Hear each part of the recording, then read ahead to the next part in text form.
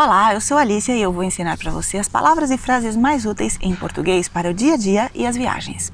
Os vídeos de português para iniciantes falantes de inglês têm legendas em português e em inglês.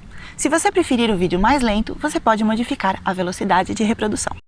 Olá, nesse vídeo de português para estrangeiros eu vou ensinar para você frases super úteis, frases de sobrevivência que são imprescindíveis para o dia a dia e para suas próximas viagens no Brasil ou em qualquer país onde se fala português. São frases relacionadas com fome, sede, frio e calor, ou seja, necessidades físicas imediatas que todos nós temos. São frases que convém que vocês aprendam antes da sua viagem e para isso confira aqui abaixo na descrição do vídeo, você tem material gratuito para praticar este conteúdo.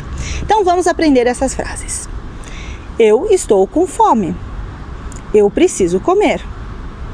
Onde posso comprar comida por aqui? Onde posso comer alguma coisa por aqui? Tem algum restaurante aqui perto? Eu estou com sede. Eu preciso beber. Posso beber a água da torneira? Onde posso comprar água?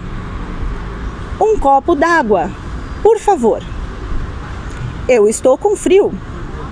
Você pode aumentar a temperatura do aquecimento? Eu estou com calor. Você pode ligar o ar-condicionado?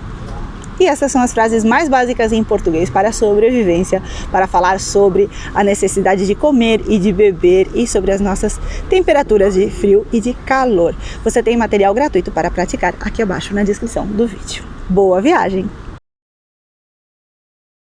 Olá, espero que você tenha gostado desse vídeo. Se você quiser continuar aprendendo português de forma totalmente gratuita, aqui no comentário do vídeo você encontrará mais conteúdo gratuito para aprender português com áudios, vídeos, PDF e muito mais, e explicações em inglês. E você também tem um curso online gratuito de autoaprendizagem com certificado e explicações em inglês, tudo grátis.